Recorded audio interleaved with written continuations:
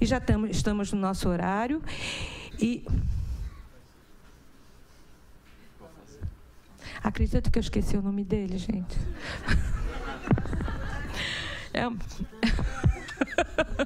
É duro, gente. É duro. O Francisco, eu só estava brincando. Vai fazer o preparo da tarde e noite de hoje. Boa noite a todos. Mas na semana passada eu também esqueci o nome dela. Em vez de eu falar, eu falei a vice-presidente.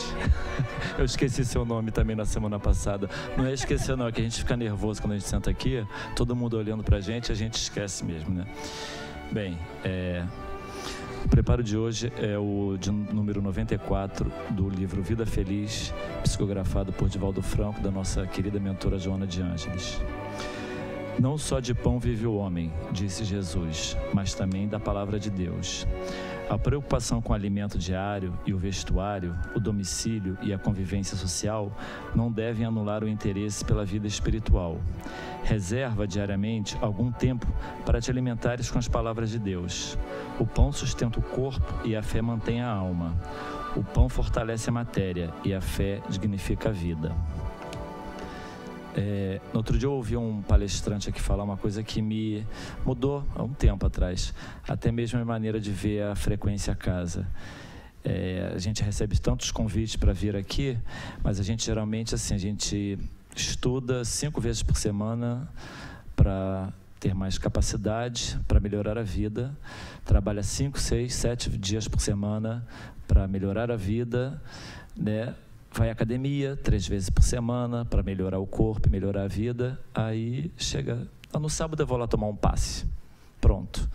Então, quer dizer, o que a gente já conhece, que a nossa vida espiritual é o mais importante, que é o eterno, a gente quase não cuida. A gente vem aqui tomar um passe, ouvir uma palestra. Quando eu ouvi isso, tocou dentro de mim, exatamente. A gente precisa estudar mais, a gente precisa ter uma frequência maior e uma sintonia, uma ligação maior com essa energia que é do bem, é do Criador. Então, a oração, a gente não tem o hábito de orar constantemente. A gente não tem essa sintonia normalmente, tanto que a gente começa a rezar, está rezando, daqui a pouco já está pensando, não, eu tenho que buscar meu filho no colégio, eu tenho que fazer, aí para, estou rezando, aí volta de novo, a gente não consegue manter um canal, porque a gente não tem esse hábito, é quase que uma meditação, e eu acho que a gente precisa ter mais isso, que vai nos dando mais tranquilidade, mais paz. No outro dia uma pessoa me perguntou, você tem um alerta jardim oceânico? Eu falei, não. Mas você não mora aqui? Eu falei, moro. Mas você não vê que a visão toda? Eu falei, não. Eu falei para ele, deixa eu perguntar algo para você. Você ora quando você sai de casa? Ele falou, não. Você ora quando senta dentro do seu carro? Ele falou, não. Eu falei, então a gente tem posições diferentes, que hoje eu já estou confiando nisso, porque a fé é a confiança. Mesmo quando as coisas que nós achamos que não é boa para nós nos acontecem, nós temos que ter fé que é da obra de Deus, para não criar nenhuma revolta, para a gente ter mais humildade, ter mais alegria na vida, para saber que o Pai sempre trabalha para o nosso bem.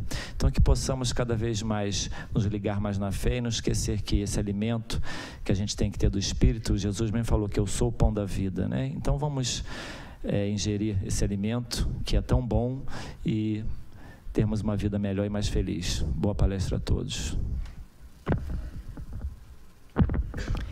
Então, nesse momento, vamos elevar os nossos pensamentos a Deus, nosso Pai de infinito amor, de infinita bondade, ao nosso Mestre Jesus, nosso grande amigo, orientador maior de nossas vidas. E agradecer pela oportunidade de estarmos aqui reunidos em família, para mais uma tarde e noite de estudos, de reflexões, de trocas, enfim, Senhor, para que nós tenhamos condições de trabalhar em nós as nossas questões e sairmos daqui mais equilibrados, mais fortalecidos. E por isso pedimos a Joana de Ângeles, a nossa mentora amorosa, que com seu carinho e sua inspiração, envolva o Marcelo Shoa, trabalhador da nossa casa, nos estudos que ele preparou para compartilhar conosco na tarde e noite de hoje. Graças a Deus.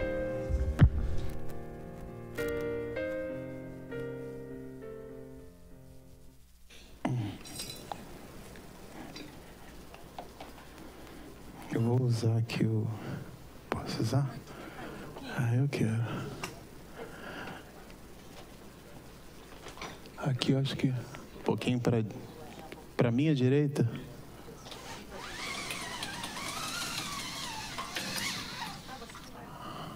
Vou usar o pelô. Boa noite ou boa tarde, muita paz a todos. Acho que é noite. Minha avó me ensinou que depois da Ave Maria já é noite. Eu aprendi assim, né? Lá no México eles dão boa tarde às 7 horas da noite. Isso causa para mim uma certa confusão mental. Mas muito bem. Bom, nós vamos conversar hoje. Me falaram que hoje especialmente era até as 10h30 da noite. Então, a gente preparou o material para trabalhar até as 10h30 da noite e a gente vai falar sobre um item, um trecho, na verdade, o item 9, o item 10. Tem gente me olhando assim, ó. Não é brincadeira, não é até 10h30 da noite, não, tá? O pessoal está olhando assim. Pois é, não é até 10h30, não, é até 11, né? O item é o argueiro e a trave no olho. Aliás, a gente estava conversando aqui, eu lembrei da Dolly, né, dessa coisa de perda de memória recente, mas como a gente leu e estudou o assunto tem algumas semanas, então eu não vou sofrer de memória recente, porque esse texto aqui a gente leu e estudou já tem algumas semanas e a gente preparou algumas reflexões. O argueiro e a trave no olho. E ele trata de um capítulo, de uma parte, né, do capítulo 10 do Evangelho segundo o Espiritismo, que nos ensina algumas questões à exortação de Jesus, quando ele nos fala: bem-aventurados os misericordiosos. E aí o item 10, o capítulo 10, melhor dizendo, tem uma série de desdobramentos. Um desses desdobramentos é esse sentido metafórico que a gente vai buscar trabalhar ele na noite de hoje. Produzir luzes, revelar. Revelar é pôr luz. Então, às vezes, as mais das vezes, a gente lê um texto e como o texto é curto ou ele é metafórico, a gente lê, acha que entendeu e quando faz a releitura 2, 3 anos depois, entende mais coisas e quando faz a releitura 10 anos depois, porque em verdade, em sendo o texto estático em si mesmo, o que muda é a nossa percepção por sobre a leitura. E aí, essa questão da percepção, ela está muito associada, a gente fez algumas semanas atrás, um seminário lá no ICEB, onde a gente explorou algumas questões relacionadas à física quântica.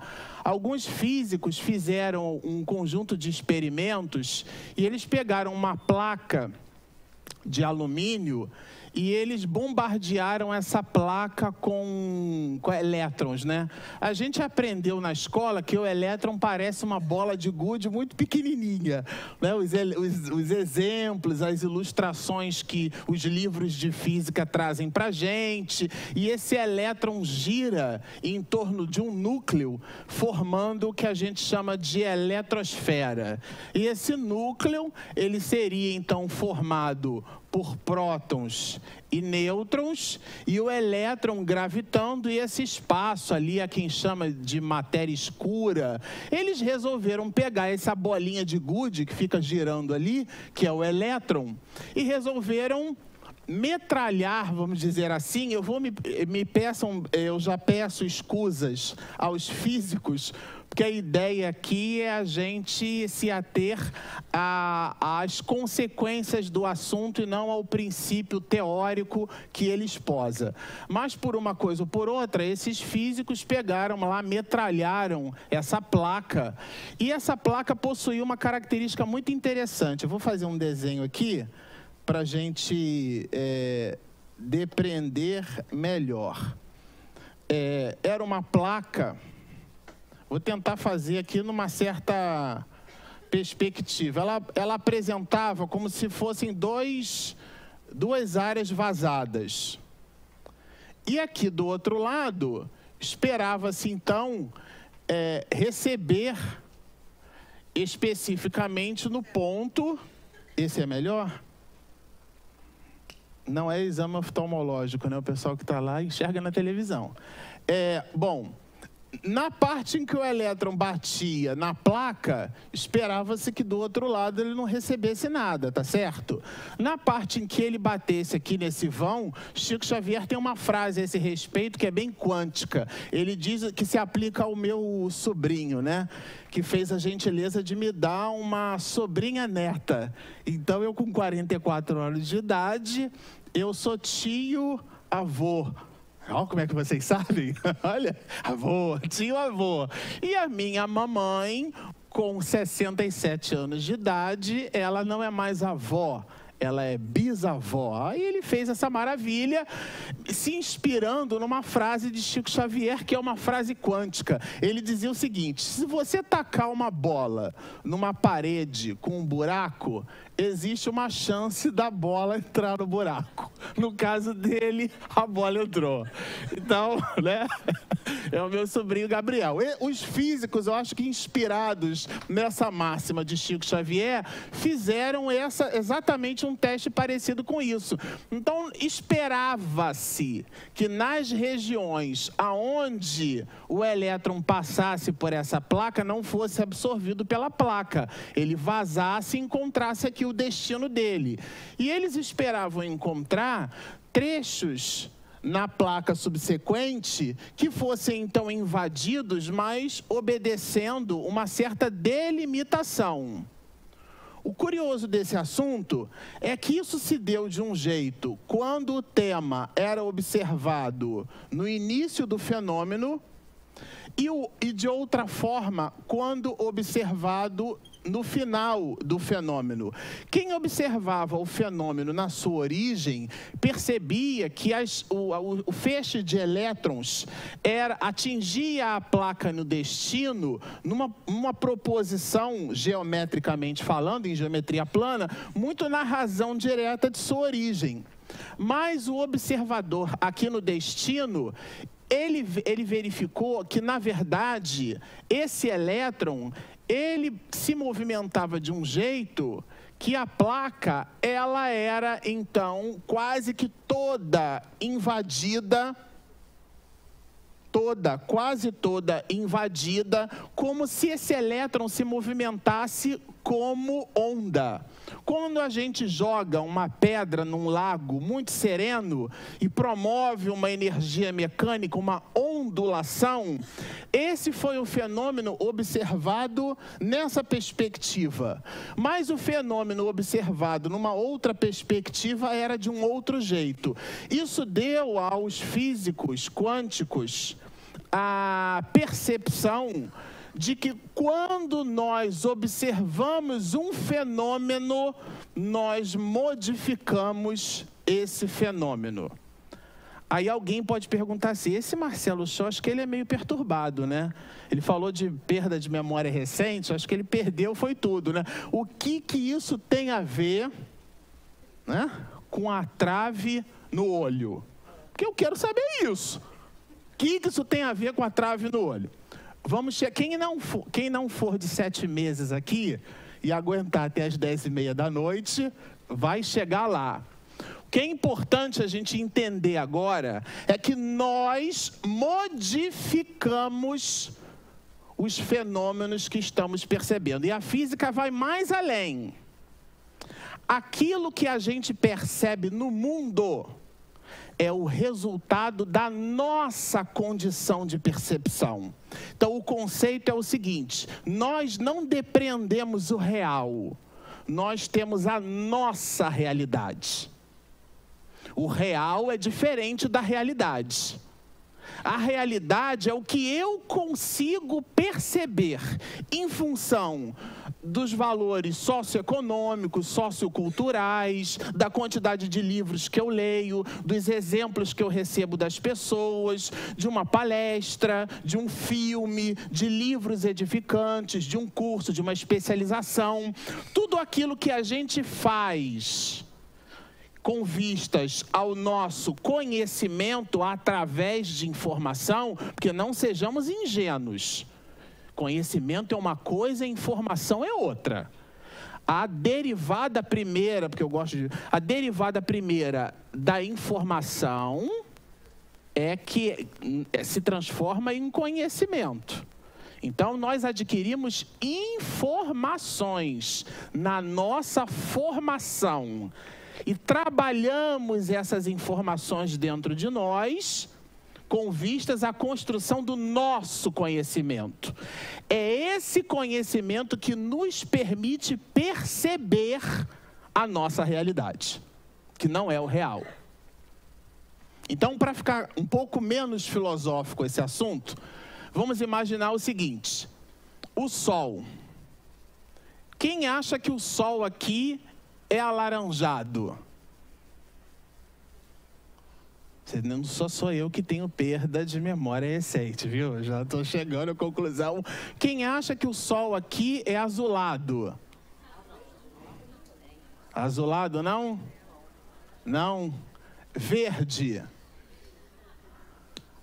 Todo mundo com medo de errar, né? Jogo de 7, não vou levantar a mão aqui não, né? Ou então levanta só o ombrinho assim, né? Fica com receio, deixa quietinho, né? Deixa que ele vai falar mesmo, né? Vou dizer nada não. Bom, na verdade, o Sol emite um conjunto de frequências. Quem não lembra da escola, aquela história do prisma, que você incide a luz aqui, a luz branca, ela tem um conceito de policromia. O que é isso? Tem muitas cores, né? E aí ele, na verdade, ele sai reproduzindo, porque ele gera um fenômeno que a gente consegue perceber de forma espaçada as frequências que compõem essa frequência que é a luz branca. Bom, no caso do Sol, as camadas atmosféricas fazem com que nós percebamos o Sol naquele tom amarelo alaranjado. Mas, em verdade, ele não é amarelo alaranjado. Ele é mais para o azul esverdeado. Aliás, o vermelho que nós dissemos que é uma cor quente, ela possui menos frequências do que azul e violeta. As frequências dessa cor. Aqui, nesse exato momento, essa parede aqui, ela está pintada. Então, na verdade, qual que é o fenômeno? Se tirar a luz, a gente não enxerga. Porque, na verdade, o pigmento da tinta absorve alguns comprimentos de onda e devolve outros. São esses outros comprimentos de onda que a gente percebe. Isso significa dizer que o Sol não é aquilo que a gente está vendo. Aliás, a própria luz que leva 300 mil quilômetros por segundo, a própria luz do Sol, aquilo que a gente está enxergando aconteceu há 8 minutos e meio lá atrás. Então, a gente enxerga o passado. Quando a gente olha para a abóbada celeste, o que a gente vê é o que aconteceu muito lá atrás. As nossas percepções são muito acanhadas, porque os nossos sentidos são limitados. Mas é com isso que nós construímos a nossa realidade. Pronto, agora eu posso começar a palestra. Agora eu vou ler o texto. Quando a gente enxerga a folha de uma árvore, ela é tudo menos verde. Mas a gente enxerga que ela é verde. E constrói uma realidade em cima dela. Quando eu toco nesse copo d'água aqui, eu estou tocando em tudo, menos num copo d'água. É um conjunto de agregação molecular que eu registro através do cérebro. Dessa maneira, para ficar fácil de entender, um cego de nascença que recebe uma córnea, e ele passa a enxergar, ele é obrigado a tocar num objeto e ver o objeto para ele fechar novas sinapses cerebrais. Então, ele passa a ver e a enxergar. Não recebe a córnea e sai andando por aí, atravessando a rua. Porque ele precisa aprender a ver. É um aprendizado. No nosso caso, em 3/4 partes de nós que nascemos com as duas, a gente aprendeu a ver na nossa perspectiva. E nós formamos com isso a nossa realidade. Por isso, numa proposição quântica, metafísica, Jesus propõe o seguinte, ele começa essa questão, era até 10h30, né? Como é que vedes? Jesus perguntando, como? De que forma? Como pode isso? Como é que vedes um argueiro? É algo muito pequenininho. É um cisco. Um negocinho de nada. Que vem talvez da palavra grega átomos, sem divisão. Como você consegue enxergar algo tão pequenininho? Um argueiro. Como vedes um argueiro no olho do vosso irmão? Como? Quando não vedes uma trave no vosso olho. Sabe aqueles pedaços de madeira que a gente usa para escorar laje, grossão? É aquilo ali. Essa é a analogia de Jesus. Do micro para o macro. Como é que você diz que enxerga no teu irmão algo tão ínfimo, se você não vê? Agora, nas palavras de Jesus, no vosso olho. O que significa isso? Que no nosso instrumento de visão, é o que está aqui escrito aqui. No nosso instrumento de visão, obliterando a nossa condição de percepção da nossa realidade, não é nem do real, hein? Obliterando a nossa condição de percepção, a gente tem uma trave. Algo numa proporção muito maior. E aí Jesus pergunta, né? Num processo reflexivo, fazendo-nos refletir sobre o tema. Como? Como pode isso? Ou, eu gosto muito de português. Vocês já ouviram falar numa coisa chamada tabela verdade? Já ouviram? Em eletrônica a gente usa muito isso, né? Em circuitos eletrônicos. Então, o ou, que seria aquelas portas lógicas que a gente chama de OR, ou. E tem uma outra que é o E, que a gente chama de AND. Para pegar carona lá no inglês, né? Então, bom, em álgebra booleana, a gente aprende que se alguma coisa é verdade, uma sentença que a gente chama de proposição, se uma proposição é verdadeira ou uma outra proposição é verdadeira, o resultado é sempre verdadeiro. Se alguma proposição é falsa ou uma proposição é verdadeira, o resultado é sempre verdadeiro. Se uma proposição é verdadeira e a outra é falsa, o resultado continua sendo verdadeiro. Mas, e é mais com I, porque se for com I, advérbio de intensidade, é sem I, mas se eu usar uma proposição falsa e uma outra falsa, qual que é o resultado? Falso. Então, em álgebra das proposições, eu só tenho falsidade quando os dois elementos forem falsos. Basta que um deles seja verdadeiro ou que ambos sejam verdadeiros, para que na minha tabela verdade, o resultado seja verdadeiro. Vamos dar um exemplo agora? Esse é o exemplo sintático do assunto. Agora vamos dar um exemplo semântico.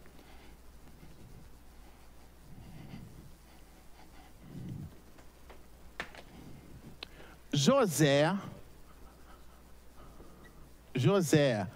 e Maria podem ir à feira. Bom, José e Maria podem ir.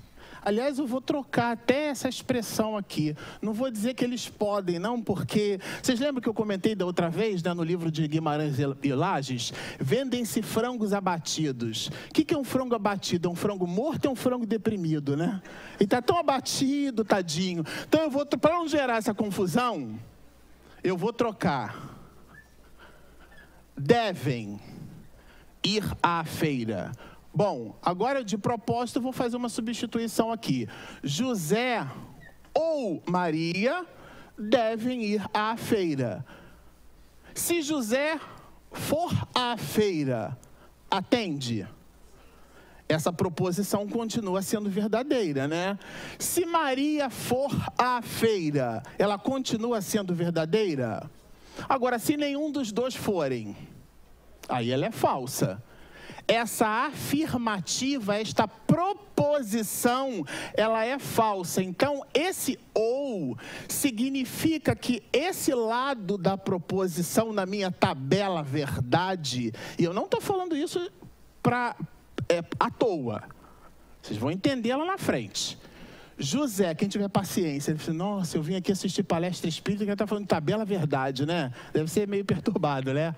José ou Maria, se um dos dois forem à feira, isso aqui é verdade. Agora, isso aqui tem uma casca de banana, porque o profeta Isaías dizia o seguinte: todo homem é mentiroso, né? Aí eu vou perguntar o seguinte: Jesus Cristo foi homem?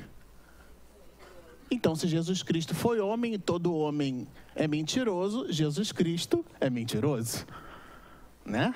Eu começo a produzir um sofisma, é o que acontecia com a gente. Você não está vendo? Eu estou parado aqui, o sol nasce ali e se põe ali. Então, a terra está parada e é o sol que movimenta. Nem tudo aquilo que pressupõe valor é a nossa capacidade de depreender as coisas.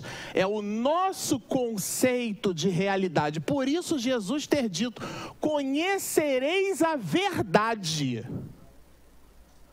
E o que acontece com esse conhecimento? Ela nos liberta.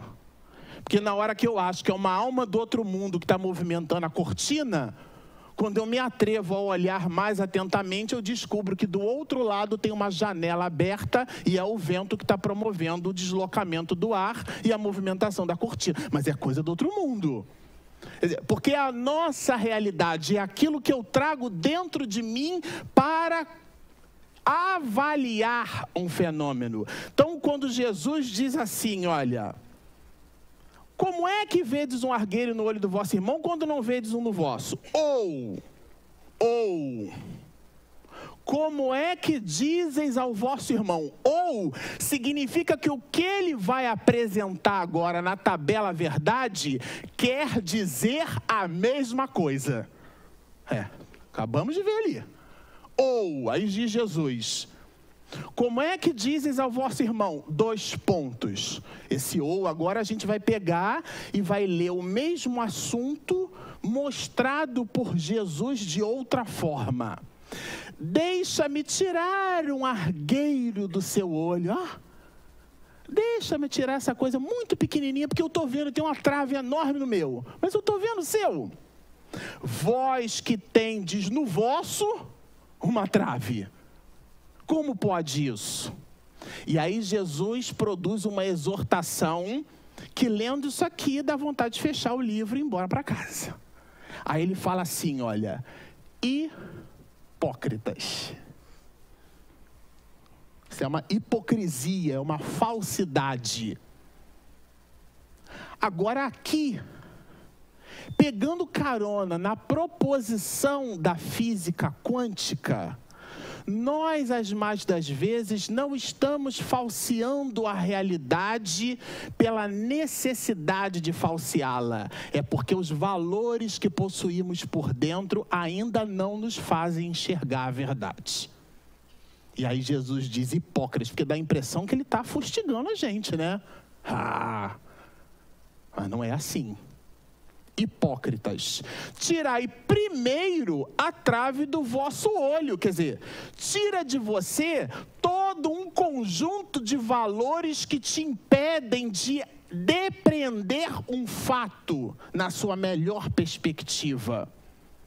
E depois, vede como podereis tirar o argueiro do olho do vosso irmão. Resolve primeiro o teu enrosco, melhora a tua percepção em relação à visão das coisas, e depois, quando você tiver a tua visão menos obliterada pela tua própria trave, quando os teus valores te fizerem perceber o assunto, aí sim, cuida de tirar aquele pormenor que você observa no olho do outro. Eu vou dar um exemplo para ficar fácil de entender. Nós estávamos no Mednesp, eu, minha esposa e um grupo de pessoas voluntárias para produzir todo o material audiovisual do Mednesp. E aí a gente estava ajudando, contribuindo com colaborando, labor com, contribuindo numa ordenação com outras pessoas. Bom, então você entra numa sala, entra na outra, vê o que está faltando, vê o que não está, qual o vídeo que gravou, que não gravou. Nós tivemos alguns problemas, e aí o grupo fez um redirecionamento em cima das atividades. Eu entrei numa sala e estava lá o nosso Frutuoso fazendo uma palestra maravilhosa. Quase 600 pessoas na sala. Eu entrei e, no meu juízo de valor, eu estava com um tom de voz com uma quantidade de decibéis baixo. E aí, na hora que eu falei com uma companheira, o Frutuoso parou a palestra, virou-se o que seria para mim e disse assim: você pode fazer a gentileza de falar baixo? E aí eu, Shoa, fiquei absolutamente constrangido. Aí aquele homem velho, né, aquele ogro, começa a querer aparecer. Eu digo: segura aí a tua onda aí, velho. Abaixei a vista e, com o medo da minha própria reação, eu abaixei a vista e saí da sala. Como diz Emmanuel, enovelaram-se os dias. Minha esposa, Regina, fazendo a edição do material, porque eu dividi com ela o que aconteceu, ela disse assim: Marcelo, eu peguei o trecho em que o Frutuoso fala, e na verdade ele usou a expressão no feminino. Não era para você. Quer dizer, é a maneira como a gente depreende a realidade. Eu estava propenso a acreditar que aquilo pudesse ser comigo. E aí voltei. Vocês lembram daquele desenho do Zé Buscapé? Que a mulher falava: ô Zé, vem pra casa, Zé. Com aquela espelha, Zé mesmo chamando. Eu voltei, sair da sala assim. Quer dizer, eu trouxe para mim alguma coisa que não aconteceu, vocês entendem? Trazendo do mais complexo que há da física quântica para a nossa realidade. Aquilo não aconteceu comigo. Mas eu trouxe para mim aquela realidade. E alguém iluminado, minha esposa, resolveu me dizer: Shoa, aquilo que você achou que aconteceu foi numa outra dimensão, né? Porque daí a física quântica diz que o universo tem 11 dimensões, foi numa outra. Menos na dimensão que você estava trabalhando. Mas eu trouxe para mim. Quantas questões no dia a dia nós não trazemos para nós porque temos uma trave no olho? Olha que eu não comecei nem a ler a resposta dos espíritos, hein?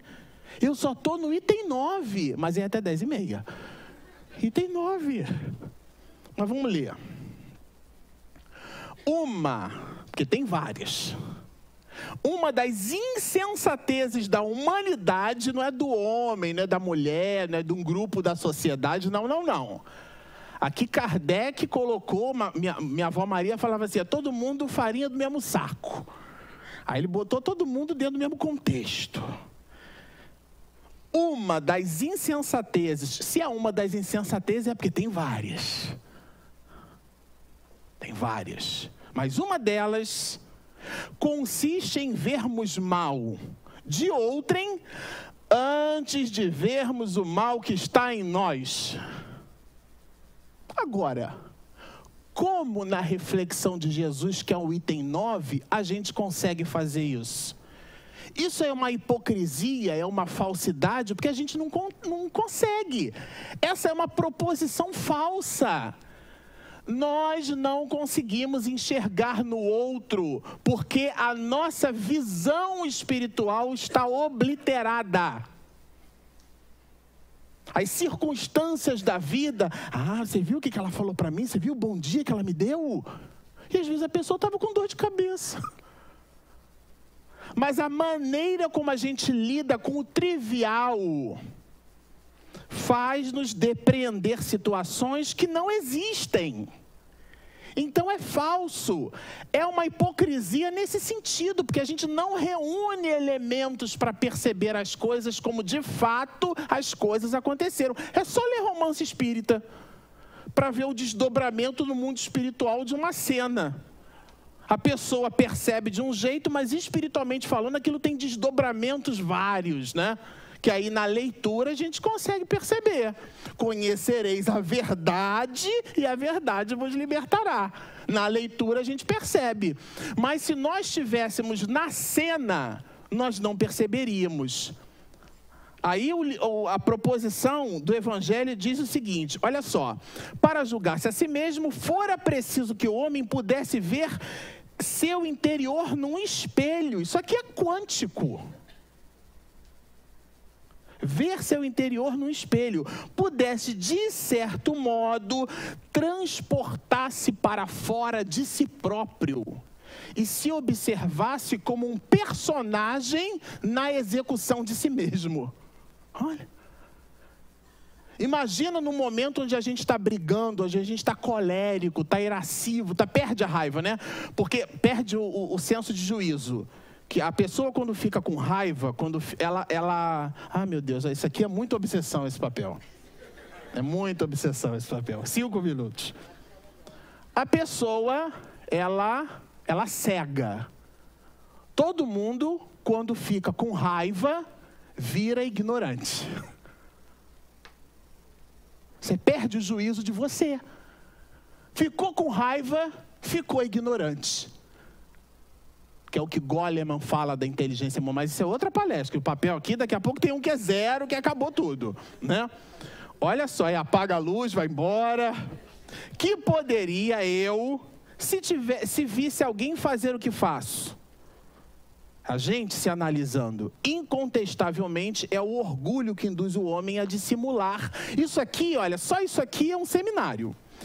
Incontestavelmente é o orgulho que induz o homem a dissimular para si mesmo os seus defeitos, tanto morais quanto físicos. Aí eu lembrei, quando eu li isso aqui, eu falei, para tudo. Tanto morais quanto físicos. Aí eu lembrei de mim, quando a pessoa diz assim, não, ele não... Às vezes a Regina, ela quebra meu galho, né? Não, meu amor, você não está acima do peso, não, né? Você está forte. A pessoa diz que é forte. Bom, eu aprendi com as pessoas que gostam desse assunto, endocrinologista, nutrólogo, que o índice de massa corporal, ele é o resultado do teu peso, não é isso? Me ajudem aí. Dividido, eu não gosto de dizer pela altura ao quadrado, porque pela altura ao quadrado, eu vou botar a altura ao quadrado. Eu, como sou um cara de exatas, eu gosto de dizer o seguinte, o peso pelo quadrado da altura. Bom, nessa fórmula aqui, qual é a única coisa que pode variar? O pessoal já entendeu? A única coisa nessa brincadeira aqui, na fórmula, esse 2 aqui, que é o quadrado, não mexe. A altura, eu li aqui, eu acho que foi na vez passada, né? Que tinha um texto do Evangelho, Jesus dizendo que a gente não pode aumentar em 1 côvado a nossa estatura. Eu fui ver esse diacho de côvado. Gente, 1 côvado é mais de 40 centímetros. Porque 1 centímetro ou 2 a pessoa faz alongamento, né? Agora, um côvado, porque é uma medida que vai desse dedo médio aqui até aqui, né? Então, isso seria um côvado. Aumentar isso aqui, tem gente que quer gostar, né? Tem um côvado aumentado, né? Que um salto alto já dá uma alegria, né? Imagina um côvado, ia ser um negócio assim que a pessoa ia estar igual poste. Bom, índice de massa corporal é o peso dividido pelo quadrado da altura. A única coisa que pode mexer aqui é o teu peso. Você faz uma conta de matemática, que é uma conta aritmética simples, né? Do ensino fundamental, e você vai descobrir se o seu IMC lá, salvo o juízo, 25, 24, em algumas tabelas, 26, as mais generosas, né? Aí o camarada vai encontrar um IMC de 29, de 30, de 32. Não, eu sou fortinho. Quer dizer, aí é fácil entender no Evangelho quando ele diz aqui, olha, que nós dissimulamos para nós mesmos os nossos defeitos, tanto morais como físicos, porque nós atribuímos valores a nós mesmos que não possuímos. Ou, do ponto de vista metafísico, a gente se olha no espelho, isso é metafórico, e se enxerga um leão quando é um gatinho. É um gatinho, mas acha que é um leão. Que pode, que faz, que acontece, que tudo resolve. E isso não é verdade.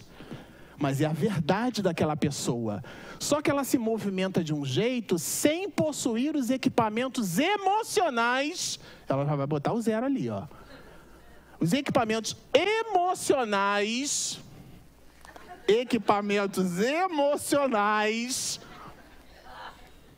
Para resolver a questão. Olha que interessante, caridade orgulhosa, eu vou terminar. Caridade orgulhosa é um contrassenso, é um paradoxo.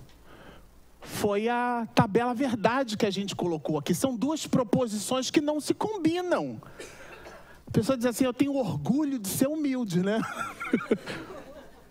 Eu participei de um treinamento na companhia semana passada, que aí as pessoas, na hora de falarem dos seus valores corporativos, aquilo eu me ruía por dentro. Não, eu tenho orgulho de trabalhar aqui. Eu falei, mata esse orgulho, filho. Porque não é, ela quis dizer outra coisa. Eu tenho satisfação, mas a palavra que ela usa não traduz aquele sentimento. Porque o orgulhoso é o seguinte, primeiro eu... Depois eu, por terceiro sou eu. Se sobrar tempo é que sou eu também. Isso é orgulho. Que é a pessoa que só ela quer projetar o ego. Que aí é o irmãozinho de braço dado, que é o egoísmo. Não tem nenhum problema do ego. Quando ele vira ismo, aí é o problema. Tá certo? Então, são valores que a gente precisa trabalhar. E aí, aqui ele diz assim, com efeito, como poderá um homem bastante presunçoso para acreditar na importância de sua personalidade e na supremacia de suas qualidades? Olha, ele se acha, ele é o que há. Tem gente que é assim, né? A pessoa acha que ela é sempre a última palavra. Tudo que ela diz é mais importante, a forma como ela fala é mais importante, o jeito que ela diz, ela espera todo mundo falar para depois ela dar a palavra final. Ou ela passa um e-mail, agora eu recebi um e-mail de trabalho antes de vir para cá, estava no carro, aí a pessoa escreveu assim para mim, isso que você disse é verdade, mas... Tem sempre a adversativa, né? Que é um valor psicológico, né? Eu trago outro para perto de mim, esse aqui é esse aqui, mas... Eu sou o detentor da verdade. Eu não estou discutindo verdade. Por quê? Porque as nossas verdades são resultado da forma como a gente enxerga as coisas. De maneira que o argueiro e a trave no olho traz para nós uma necessidade reflexiva, ingente, muito profunda. Nós não temos condição de avaliar nem a nós mesmos. Por isso que Santo Agostinho, na 919, que é batido, né? Todo mundo fala em reforma íntima. Quando tu botar tua cabeça no travesseiro, alguém tem alguma coisa para falar de você? Você fez todo o bem que você podia? O que é fazer o bem que pode? Você vai pegar um táxi correndo para ir para o aeroporto. Eu faço isso toda semana. Mas quando você entra no táxi, quem está dirigindo é um ser humano. E ele não tem nada a ver com a minha pressa. E aí, ele vai me conduzir por 30 minutos. Porque o trânsito de São Paulo, só Jesus, né? Custa você dar um bom dia, uma boa tarde, perguntar como está. É um ser... A gente falou isso aqui da outra vez. O Divaldo cansa de falar sobre os invisíveis. E aí, na oportunidade passada que nós estivemos aqui, em cima de uma palestra que a gente ouviu dele, eu fiz uma enquete. Vocês lembram que eu trouxe isso aqui? Cheguei num banheiro de São Paulo e perguntei para o homem, né? Escuta, quantas pessoas passam por aqui todos os dias? Aí ele já olhou para mim. Porque ele está ali, é um boneco, né? É um boneco. Ele olhou para mim, estranhou que uma pessoa que entrou no banheiro dirigiu a palavra a ele. Disse, olha, meu filho, E aí o filho de 7 meses, né? Não, 500 pessoas, 600. Ele, não, no mínimo umas 2.000. E dessas 2.000, quantas lhe cumprimentam? Era 9h30 da noite. Ele disse assim, você é o primeiro. Porque eu descobri com 44 anos de idade que 3/4 partes de nós gosta da figura, mas não da pessoa. Eu estou aqui fazendo palestra, mas eu e minha esposa, a gente contribui no movimento espírita com o audiovisual. E aí a gente pode estar abaixado no chão, pregando alguma coisa, porque não importa. O que importa é como a gente faz as coisas, não é o que a gente faz. Não é eu estar aqui na frente, num pedestal, isso aí é tolice. Agora, como eu faço? Aí faz a diferença. Mas as mesmas pessoas que no movimento... Eu sou espírita há 44 anos. Fiz maternal, jardim, primeiro ciclo, segundo. Eu estou falando de conhecimento de causa. E para uma comunidade da qual eu faço parte. Estou falando dos outros. As mesmas pessoas que quando eu faço um congresso, alguma coisa, faço uma palestra, porque a gente fala sobre o enlevo, né? O conteúdo não me pertence, não é meu. Aí uma palavra ou outra mais feliz, a pessoa chega e aborda, vem aquele bando de... Nossa, que maravilha, e quer fazer foto. Aí, o mesmo grupo de pessoas, quando eu estou com a minha esposa, com um boné de técnico, ninguém dá nem bom dia. Então, no final das contas, o que às vezes nós gostamos não é da pessoa, é do personagem que ela ocupa. Eu sei que dizer isso assim é muito duro, mas é para a nossa reflexão. Como é que é a nossa relação com os outros? Porque a trave que a gente põe pode ser um papel celofane. Eu peguei um pouco dessa época que a televisão não era em cores e a gente botava papel celofane para enxergar colorido. A gente pode fazer isso nas relações, a gente enxerga colorido. A gente enxerga aquilo que a gente... É fake, é um processo falso, aquilo não é verdade. O argueiro e a trave no olho traz para nós ensinamentos muito profundos, sobretudo para nós que somos reencarnacionistas. E eu me lembrei de uma certa vez que Antero de Quental registrou, e o Reformador publicou algumas vezes, de uma exortação que é quase um lembrete dessa criatura que deixou o planeta Terra através do suicídio, mas que escreveu pela pena abençoada de Chico Xavier um lembrete para todos nós, para que nós não esqueçamos do nosso contexto, do nosso objetivo de vida e aonde efetivamente nos movimentamos. Dizia Antero de Quental, se eu pudesse, eu diria eternamente aos desesperados e desiludidos que sobre a terra os grandes bens perdidos são a ponte da luz resplandecente.